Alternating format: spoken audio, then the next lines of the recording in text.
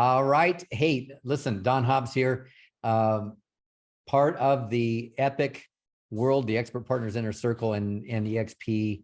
I will tell you that I've got with me one of my favorite people, and she's in Northern Cal. And if you're watching this on her Facebook or whatever, of course, you know who she is, Robin Dixon. But this is a woman that I've been doing business with for a long time, in business with, and finally, Allison, my significant other, the love of my life, my far smarter, brighter, and more beautiful half. She and I were after this girl for so long, going, come on, Robin, let's get in business together. Let's do this thing. Robin, I'm glad we're in business together. And what took you so damn long? Oh, Don, I think I enjoyed the chase. No, just kidding. Well, anybody who knows me knows that I'm really detail oriented. Yep. I do a ton of research. And I guess I just, to the point of almost beating a dead horse, wanted to make sure that I had all the facts and I understood the benefit and why this opportunity was so great. Well, and again, I'm going to ask you, if you don't go where I think you've said to me many times, so I'm going to do it for you. But why was that important to you as it pertains to the people you're involved with?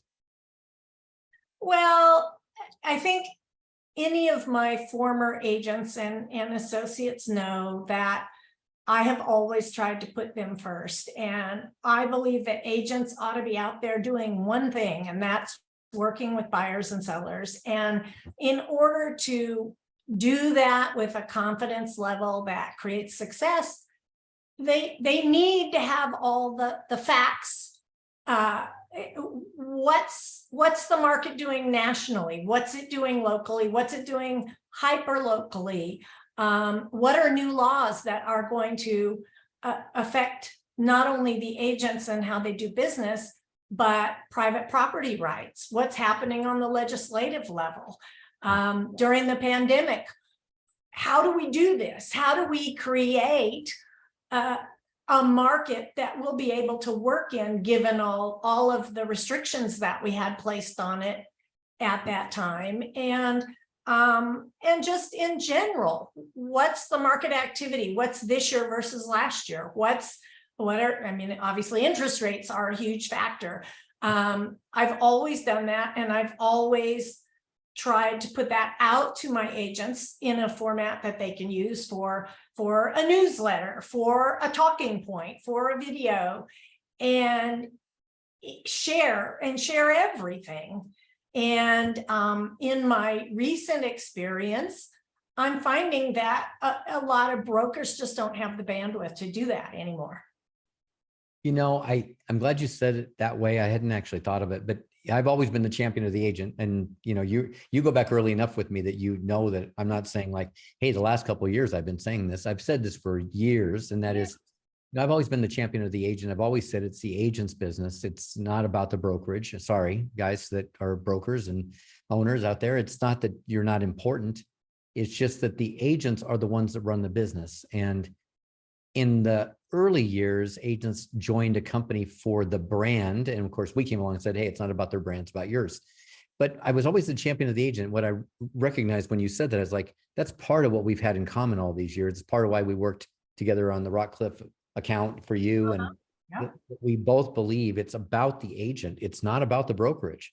And the broker is there to serve. Your company is there to serve your platform, serve your business. And I think what you've set up with, Experts Realty Group and powered by us and the EXP system, I think it's going to be super, super cool. And I think it's going to break a lot of the model that's been already broken. I think it's going to snap. I think it's going to really change the game for you, especially there in East County. Feels to me like this is a breakthrough time. Well, and I want to be the first one to say that I think truly most brokers got into being brokers to help the agents. I really, really believe that. It's not that they don't care, but for example, with some of the big companies, they are being hammered from up above to increase profitability. And so it shifts. They become more worried about keeping their office open, quite frankly, than the problem that the agent has at this very second. Well, and there's a whole lot of companies, including a whole bunch of brands we won't talk about in a company that's somewhere. There's a play on words, where they're not even real estate from the past. Like they're not in it. You know, some of the largest companies that are out there, financially based, but they're not real estate agent based. Nobody's ever been in the business, and they're just paper pushers pushing down the pressure, saying, this is what we need from you. I think you're right. I actually hadn't seen that, but I think you're dead on. Well, and I think in the old days, if we call it that, you know, real estate brokerages at whatever level, the management came from real estate, right? From being an agent to being a sales manager, to being a manager, to being a regional person, et cetera, et cetera. And they understood what our business is about. And as some of the disruptors have come in, what's happening is, you know, maybe they're tech people. They've never sold a house. They don't understand the culture of a real estate office. You know, it's all about what new gadget, what new widget we can give you today. And they miss the mark on the fact that it's a people business. It always has been, it always will be. And don't get me wrong, technology is amazing, but it's just a tool in the agent's toolbox. Yeah. Well, and I'll say this to your point, and that is Glenn Sanford, the founder of the company. He was a big time realtor. He was, you know, had leverage all over in many cities, and was an expansion team in a company called Keller Williams.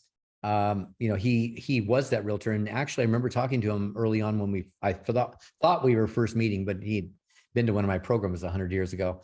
And he said to me, you know, that he said, I wanted to create the company that I wanted to belong to. I wanted to create the company that agents would want to come to. And he said, I wanted to make it so overwhelmingly good that there was no other option.